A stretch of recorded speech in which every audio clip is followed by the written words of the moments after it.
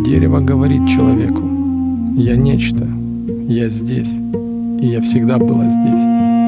Я лишь то, что здесь». Человек, подумав, отвечает: «Нет, ты дерево. Я даю тебе имя, ты обладаешь красотой, и ты обладаешь душой. Ты показываешь наверх и говоришь: там, наверху, нечто высшее.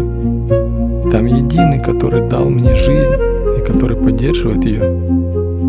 Человек продолжал так, пока все создания не преклонились перед ним. Только человек может сделать то, чего ангелам не дано. Только он может открыть духовное в материальном.